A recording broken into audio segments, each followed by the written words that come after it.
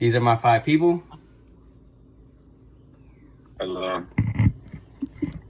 And today, I'm going to be cooking an egg for my demonstration. So all you need to do is crack it, throw it in the stove, but make sure you add a scoop of, or a spoon of oil, and then you just let it sizzle.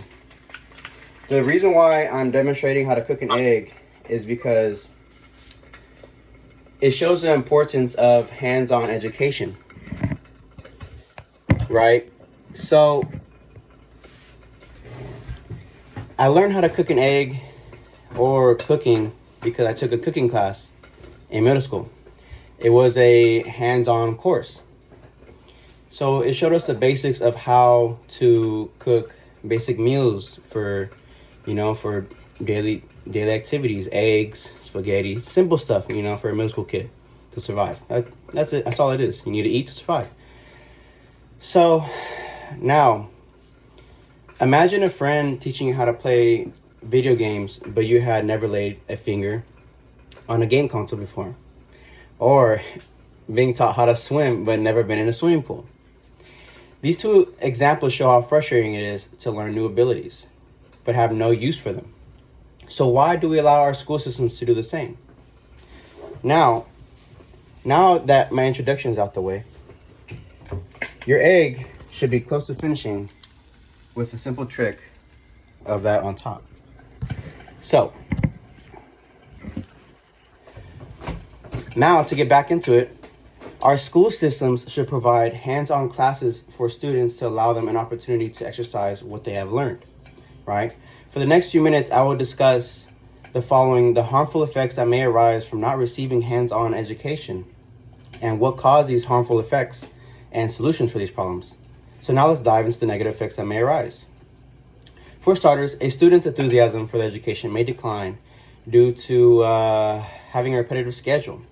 This will create a loss of interest in their education, and a loss of interest can result in their grades now taking a plummeting, meaning they could go from A to an F. The next harmful effect that may arise consists of students' ability to retain knowledge, right? According to 2025 active learning statistics by Sorrell, hands-on education can prevent students from failing by 1.5 times. Next, we have another article from 2014 called "Active Learning Leads to Higher Grades and Fewer Failing Students in Science, Math, and Engineering" by Bahidia. 34% of students in traditional lectures fail compared to 22% of students in active learning classes. It seems as if more students are failing due to not having any remembrance of what they have learned without hands-on practice. Now, as for the last effect, is that students may fall behind in life due to a lack of real-world experiences. For example, the lack of hands-on education prevents students from developing problem-solving skills, which can lead to self-consciousness and hinder the confidence and ability to apply these skills later in life. What causes harmful effects? So, according to an article from 2024, Education, Learning, and Reimagined, the counter move to engage students, it elaborates on how many schools still use a one-size-fits-all system. However, this system doesn't support students who learn and think differently compared to other students. This is a very outdated style of education. It honestly hinders a child's creativity, and it really emphasizes on memorization of book knowledge over hands-on training, which can prevent students from fully grasping and applying what they learned or taught for the real world. Next, we have the school's budget system. Many schools don't have enough funds for hands-on learning, and those that do often have to downsize or cut the programs due to budget issues. Because of budget cuts, some teachers pay for classroom materials themselves. For example, an article from 2022 named "Out-of-Pocket Spending on School Supplies Adds to Strain on Educators" by Litvinov.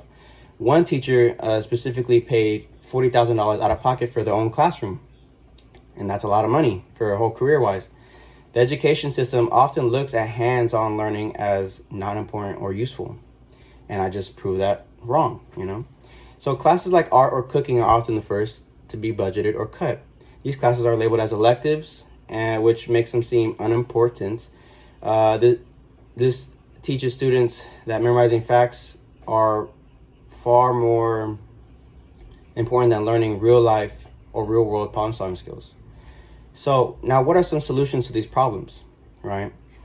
Hands-on learning should be treated as an essential, not as an optional. Hands-on classes should count as core credits, not electives, because they're useful in real life and make learning more engaging for the students. According to another article from 2024, Why is Experiential Education Important? A Comprehensive Guide for Parents and Educators by Solomon, it would help students to be able to retain at least 75% more material that they have learned. So next we have schools should receive more funding for students' education. That's a big one. Schools need to receive more government funding or even local support from businesses or just simple donations to help out. Teachers should be properly trained as well to give on-hands education or hands-on classes. Teachers should get training and support to use more hands-on methods with the right tools and opportunities.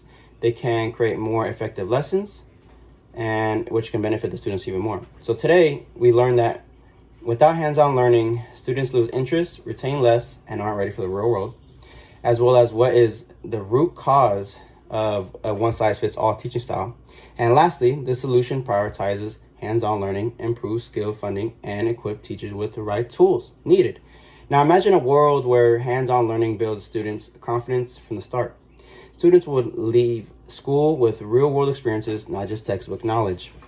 This isn't a fantasy. It can be a real solution that brings joy to both teaching and learning. For example, at the end of my speech, my egg is now almost done. So this proves my point that hands-on education can benefit the student for real world or real life scenarios. And that concludes my speech.